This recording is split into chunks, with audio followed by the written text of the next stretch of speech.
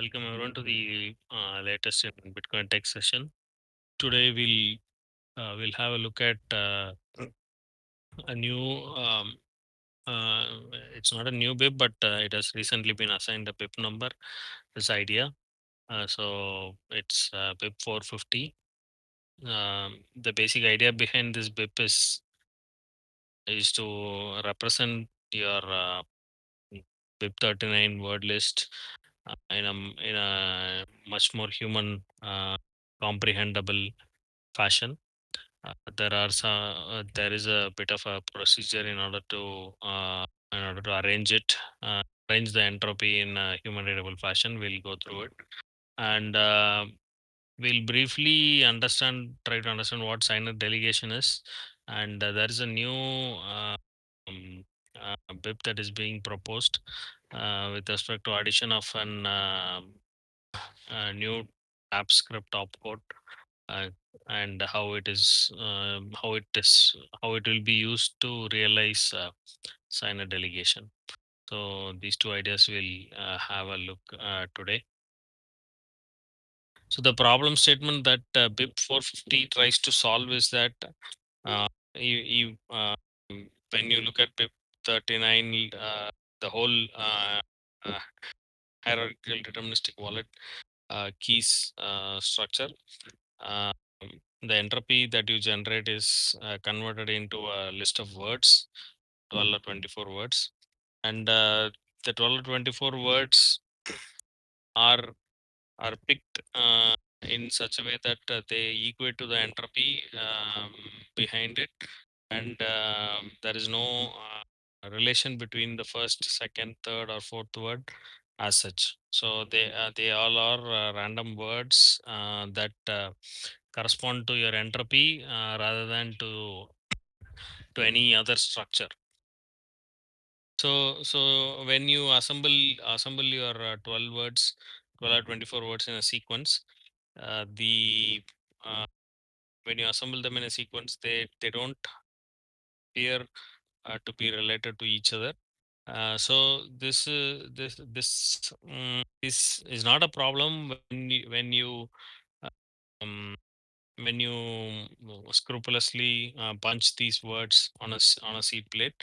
Uh, yeah, but it becomes a problem when you try to um, remember it, or when you try to camouflage the word list, so that when somebody reads these 12 or 24 words, they sound like gibberish, but the gibberish also makes it make it stand out or look weird.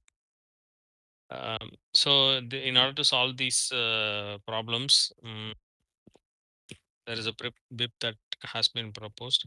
It's been under discussion since uh, 2 years, 2 or 3 years roughly, since 2023, I guess. So now there has been there has been a settlement on the structure of this web.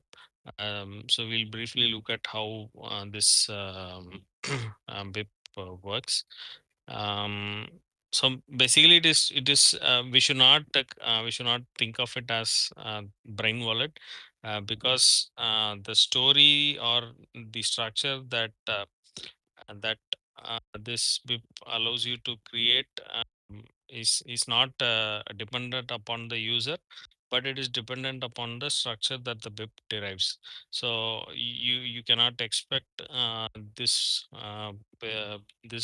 process to by this process you cannot expect to infuse uh,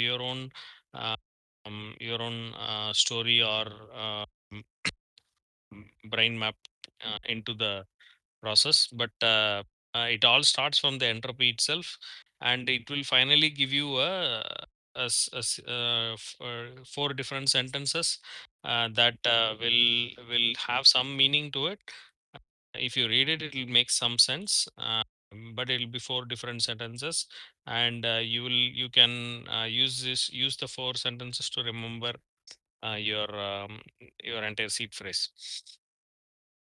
So it is mainly to visualize or mentally verify it, and also it is also there to uh, ease down the process of writing down your word list. So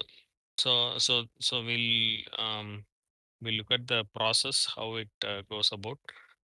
So to begin with, you generate your entropy like you do with your regular BIP 39 process. So it can be 12-bit entropy, it can be 256-bit entropy. So you generate the entropy, um, and you get all the bits. Then what you do is that you will have to calculate the checksum for this entropy. So typically checksums are calculated by performing SHA-256 hash and mm, dividing the total number of bits by 32, and that many number of bits for first number of bits will become the entropy. So in this case, because it's 128 bits in total, the entropy, when you divide it with 32, you'll get 4. So the first 4 bits of the hash 256 SHA-256 hash will become the entropy that you append the checksum to the entropy. So now you have a total of 33 bit. Now you have 132 bits in total. Uh, what you now do is that you divide each blocks into 33 bits. So first 33 bits becomes one block, second 33 bits becomes the second block, and so on and so forth. And the next process is to convert these 33-bit blocks into sentences. So you will have 4 different sentences that will completely encode the entropy along with its checksum. So this is the base. This is a fundamental process that BIP 450 proposes and does. Um, so what goes on is that you'll go and pick the first block or 33 bits. So it'll read something like this, an example block. So now you will have to um, assign categories to each of these blocks. So you'll have to assign verbs, subjects, objects, adjectives, wildcards, and place. So this is the structure, grammatical structure that BIP 350 brings in, so that this entropy can be encoded into a uh, structured sentence. So how you do is that in this 33 bits, the first 5 goes to verb, the next 6 goes to the subject, then the object, then adjective, wildcard, and place. So this is the structure. So once you pick once you have this binary number, uh, you will have to look for the corresponding BIP 39 word corresponds to this binary number. So you'll get your verb, and um, for one particular verb you have, so it's like going into a cascade. So once you pick your verb, a certain set of subjects, objects, and adjectives related to this verb will become active, or you'll have to choose further depending upon the choice of your verb. So in this example, this verb corresponds to this binary number corresponds to the verb unveil. So once unveil is selected, you get a series of subjects, objects, adjectives, wildcards, and place that open up related to unveil. So unveil will be the central word around which meaning or grammatical structure is constructed to the whole block. So once you choose unveil, then you'll have to go into the subject. So this is a 6-bit number, and when you look into the list of words that is related to unveil and find the corresponding number, binary number in the list, you will get king in this example. Similarly, you have object. So when you do the uh, calculation, you will get, I think, wine will be the object, and also you'll have an adjective. So sweet is what the adjective that you get, and then you get a wild card and a place, which is the queen's throne room. So so this is how this whole sentence is constructed. So when you assemble, initially it will not make. So once you have picked these words, then you can rearrange the whole sentence in order to make any sense to you, because everyone knows what each word is. So unveil is the verb, so it cannot be a subject, or it cannot be an object, or it cannot be an adjective. So the verb is here. So even though you put the verb anywhere in the sentence, the verb is a verb. So based on that structure, once you pick all the words and you have it with you, you can arrange the words in a manner so that the sentence makes sense. So you'll get something like king unveils sweet wine, queen throne room. So this is the best that you can make out of this set of words that you pick from the list. Similar, so this completes your block one, or first sentence. Similarly, you can go about constructing your second block, third block, fourth block, and so on and so forth, all stemming or flowing out of the entropy that you calculated here. So in the end, you will have four sentences. One sentence, approximate one sentence equals 3 BIP39 words. In this case, considering 128 bits of entropy. If the entropy increases, then this equation also increases. So finally, you will have four sentences, each reading something like this. And one, and if you have, and during the reversal process, you'll have to start with each sentence, go sentence by sentence, and then reconstruct the entropy itself. Um,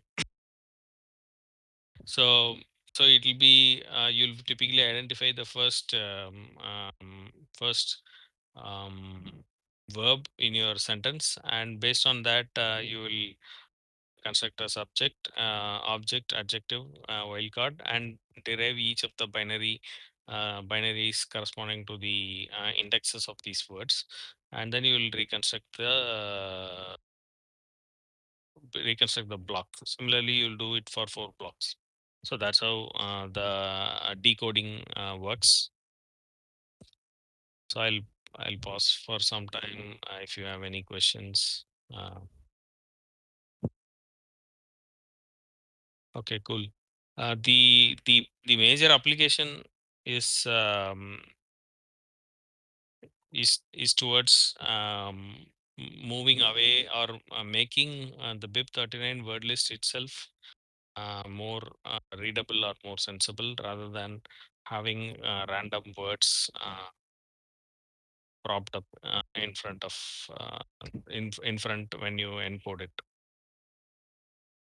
Bala, doesn't it like the random words make it much more secure?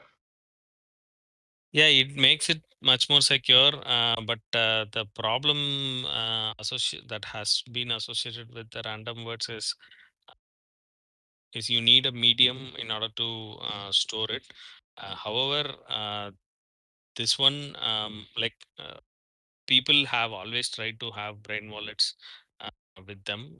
The mere existence of BIP39 has never prevented people from creating, or using, or eventually losing their funds due to brain wallets. This is an attempt in order to um, in order to sort of add some sort of certainty the two attempts to create brain wallets, um, so that at least there is some structure to it, and it is mm, much more like uh, the brain wallets, the entropy of brain wallets is very very poor. So there is no real entropy behind a brain wallet. So you as a human being, you will come up with a set of words that that you are familiar with, which can approximately, like, the entropy is very shrunk. It can be shrunken down based upon a basic profile of you, based upon your age, gender, nationality, and where you live. The entropy can be like reduced drastically.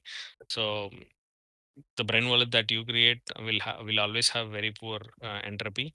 So in order to prevent people from trying to come up with the brain wallets, BIP 450 is an attempt to help people have true entropy while also have some meaning or some sense in the list of words. Yeah. So in just for the context of brain wallets, we are heading for before 450. Yeah. Basically, uh, um, the objective is to preserve the entropy that your typical BIP 39 word derivation process has, while also um, while also moving it towards a brain wallet. All right. Yeah.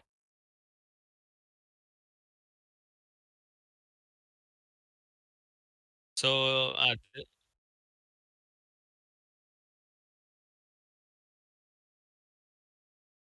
yeah, no. The word list is the same. BIP 10 word list only, except that once a verb is chosen, the set of words, the subject, object, and adjective available for you to select from will change based upon these rules.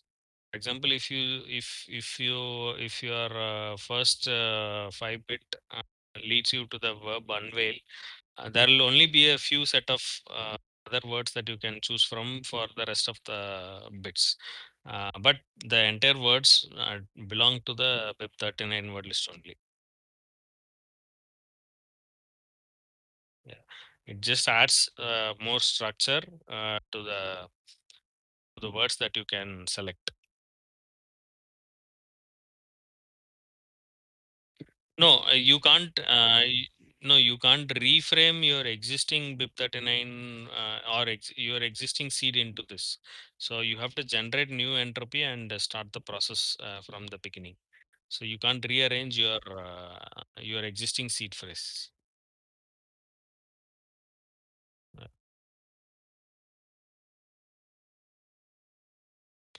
Or if you have your entropy with you, like in this form, if you have the 128 bits with you, then you can redo the whole process, but nobody will have this entropy with them. So all that they will have is a word list in an ordered form. So with that you can't go back. So the only option is for you to generate new entropy, and from that to continue with this BIP 450 process.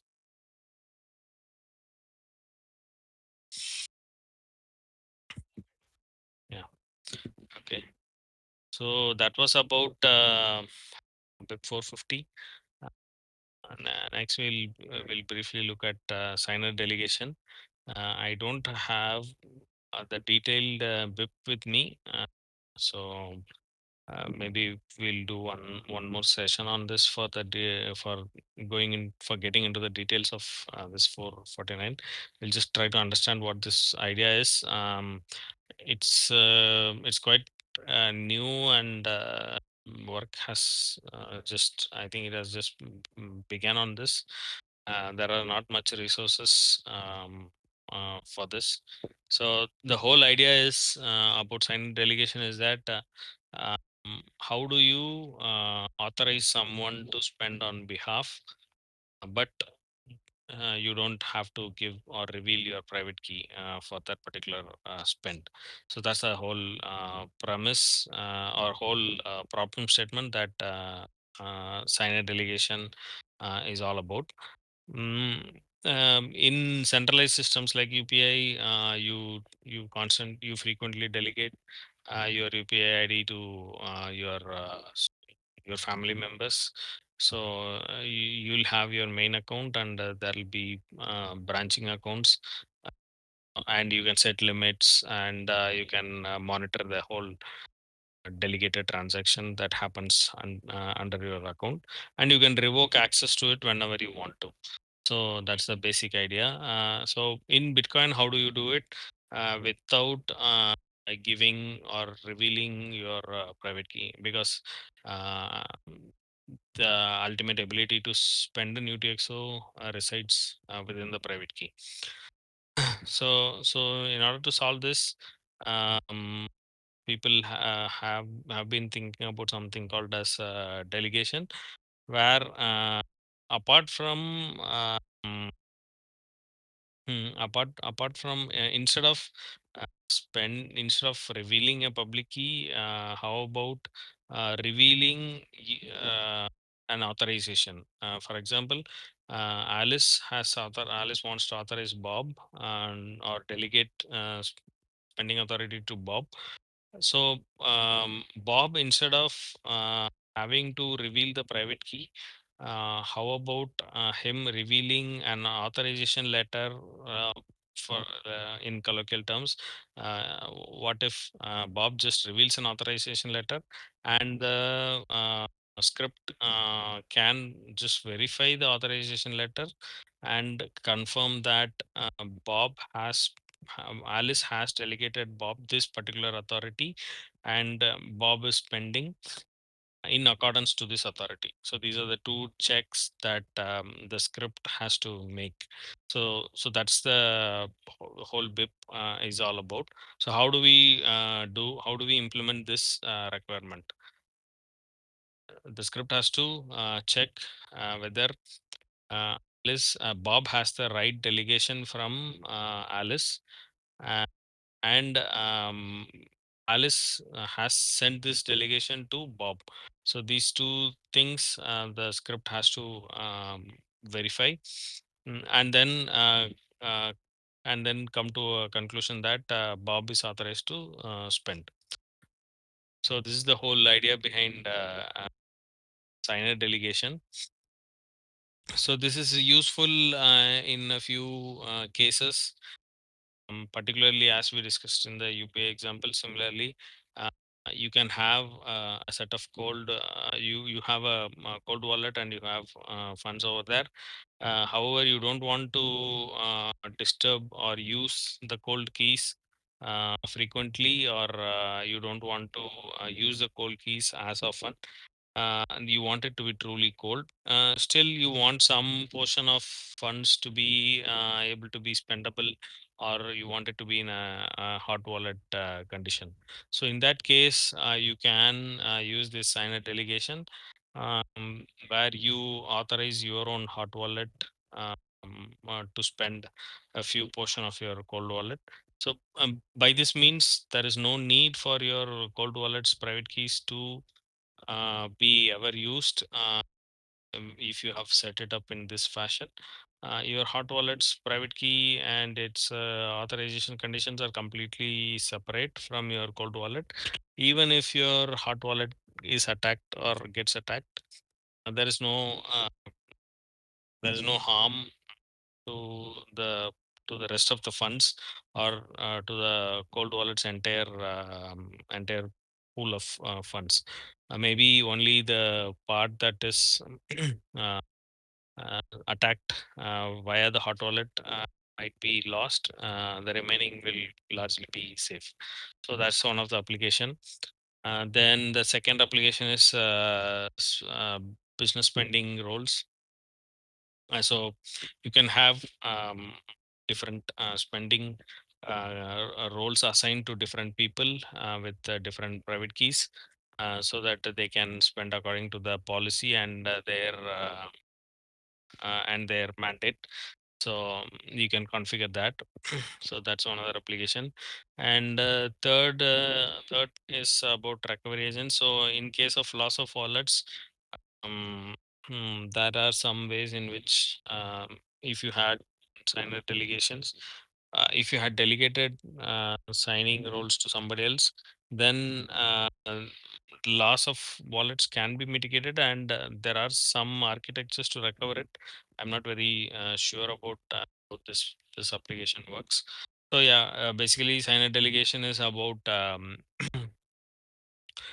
giving a portion authorization to somebody else, or maybe to yourself, but using a different keys to of your spend a part of your funds or your set of UTXOs. So how to realize this is to use the TypeScript architecture itself, and the proposal is to add a new opcode called tweak add. So this opcode is being designed to um, derive uh, tweaked public keys from the main wallet. For example, Alice wants to delegate it to Bob.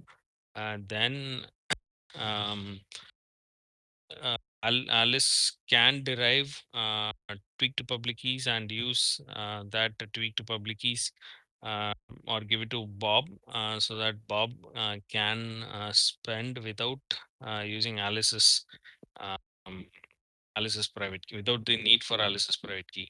So the details of the cryptography involved, I am not very conversant with that. So that this is the basic idea behind how signer delegation is being posed. So if if you have any questions, please go ahead. If anyone is interested in this, maybe we can try and do one more session with a deep dive into this particular opcode.